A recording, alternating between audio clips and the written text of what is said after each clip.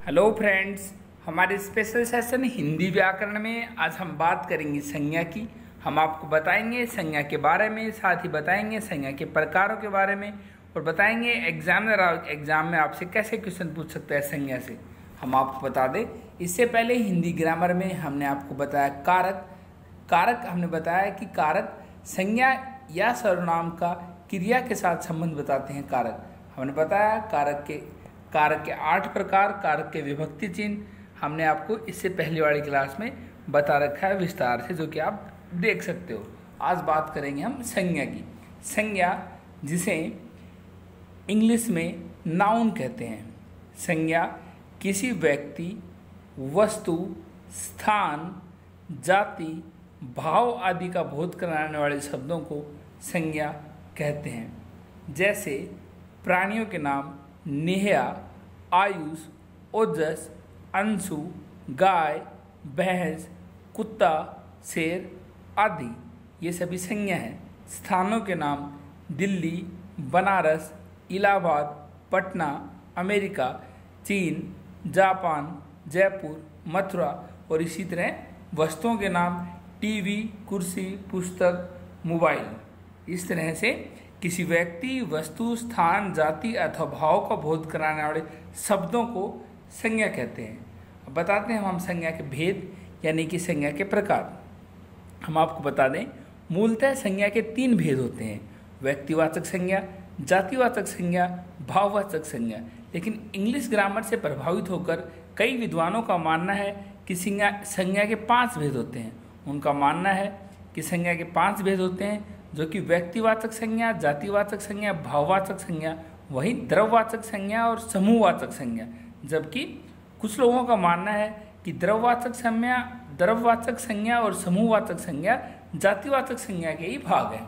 इस तरह हम आपको बताएंगे 5 भेदों के बारे में बताएंगे। लेकिन एग्जामिनर अगर एग्जाम में पूछे तो वो या तो 3 या 5 दोनों ऑप्शन वो कभी नहीं देगा।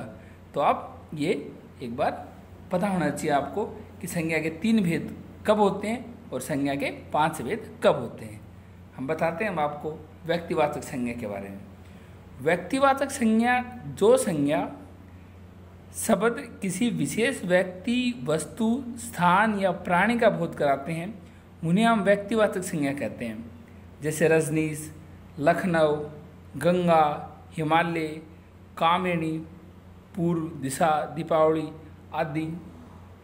हम आपको बताएं, व्यक्तिवाचक संज्ञा में व्यक्तियों के नाम आते हैं, स्थानों के नाम आते हैं, नदियों के नाम आते हैं और वस्तुओं के नाम आते हैं। वो सभी होते हैं व्यक्तिवाचक संज्ञा। यानी व्यक्तिवाचक संज्ञा जिसके माध्यम से किसी व्यक्ति, वस्तु, स्थान का नाम का बोध हो, वो होता है व्यक्तिवाचक संज्ञा। अब बात करते हैं संज्ञा के दूसरे भेद की, जिसका नाम है जातिवाचक संज्ञा। जातिवाचक संज्ञा जो संज्ञा शब्द अपनी संपूर्ण जाति का बोध कराता हो, उन्हें जातिवाचक संज्ञा कहते हैं। जैसे किसान में वो हर किसान आ गया जो खेती करता है, मजदूर में हर मजदूर आ गया, पूरी जाति आ गई मजदूर की। लेखक में वो हर लेखक आ गया जो लेखक है। मोर में हर मोर आ गया। गाय में प्रत्येक गाय आ गई। अगर हम बात करें व्यक्तिवाचक की, तो गाय का व्यक्तिवाचक, गाय के भी कई होते हैं, जर्सी गाय, साहिल गाय, और इस तरह से गाय के भी कई प्रकार होते हैं। जब हम गाय के पर्टिकुलर प्रकार पे जाएंगे, जैसे जर्सी गाय, तो वो जर्सी गाय जातिवाचक संज्ञा नहीं होगी, वो व्यक्तिवाचक संज्ञा में चली जाएगी। इस तरह से हाथी, नदी जातिवाचक है, लेकिन हम करें गंगा नदी, ब्रह्मपुत्र नदी, तो वो फिर उसके बाद में व्यक्तिवाचक आ जाएगी। शहर, सैनिक, विद्यालय। अब बात करें विद्यालय की, अगर हम बात करें विद्यालय की और हम बात करें पर्टिकुलर विद्यालय की कि नवोदय विद्यालय, तो नवोदय विद्यालय व्यक्तिवाचक है, जातिवाचक नहीं है। देश, सड़क, बगीचा, ये सभी शब्द किसी विशेष व्यक्ति, वस्तु, प्राणी या स्थान की ओर संकेत नहीं करते, अपितु वे अपनी संपूर्ण जाति के लिए प्रयोग किए जाते हैं, इसलिए ये सब जातिवाचक हैं। इसके अलावा बात करते हैं हम अगली संज्ञा की, जिसका नाम है भाववाचक संज्ञा। जो संज्ञा शब्द किसी वस्तु या व्यक्ति के गुण, दोष, भाव, दशा, व्यापार या मन के भाव को बोध कराए, उसे भाववाचक संज्ञा कहते हैं। जिसे छुआ नहीं जा सके, जिसे सिर्फ महसूस किया जा सके, उसे कहते हैं भाववाचक संज्ञा। जैसे मानवता, मानवता को हम छू नहीं सकते। मित्रता, मित्र को छू सकते हैं, मित्रता को कोई पता लगा सकते हैं। प्यास, दया, अहिंसा, बुढ़ापा, मिठास, गर्मी, सर्दी, सुख, दुख, यौवन, बचपन आदि भाव हैं। इनका कोई मूर्त रूप या कोई आकार नहीं होता, इन्हें केवल अनुभव किया जा सकता है। वो सभी भाववाचक संज्ञा है, यानी वो संज्ञा जिन्हें सिर्फ अनुभव किया जा सकता है वो है भाववाचक संज्ञा।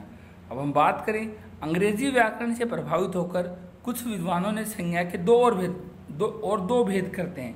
यानी कि हमने बताया था कि संज्ञा के 5 भेद क्यों होते हैं, और वो 2 और भेद हैं। इस प्रकार संज्ञा के कुल 5 भेद हो जाते हैं, परंतु कुछ विद्वान उपयुक्त भेदों को जातिवाचक संज्ञा के ही भेद मानते हैं। आइए क्रम से उन दोनों भेदों को भी समझते हैं हम। अब बात करते हैं समुदायवाचक। जो संज्ञा शब्द किसी समूह या झुंड या समुदाय का बोध कराते हो उसे हम समुदायवाचक संज्ञा कहते हैं। जैसे भीड़, सेना, सभा, गुलदस्ता, कक्षा गोष्ठी, मंडल, जत्था, ये सभी समूह का बोध कराते हैं, इसलिए इन्हें समूहवाचक संज्ञा कहते हैं।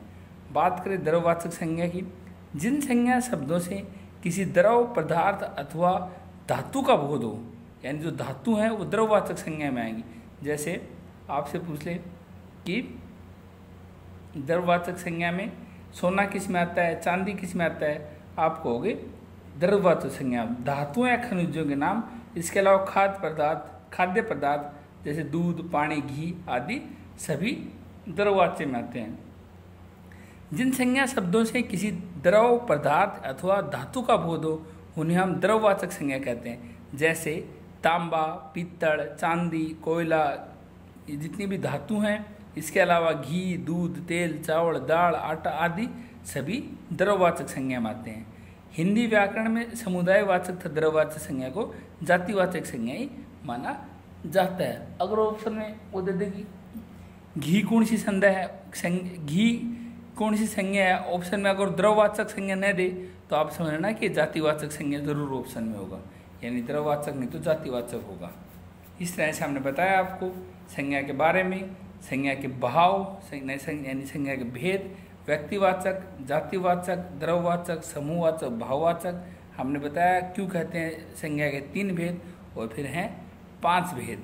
इस तरह से अब हमारा अगला सेशन आएगा जिसमें हम आपको बताएंगे भाववाचक संज्ञा की रचना, जातिवाचक संज्ञा से कैसे करेंगे, सर्वनाम से कैसे करेंगे, क्रिया से कैसे करेंगे, विशेषण से कैसे करेंगे। जल्द आ गया हमारा सेशन।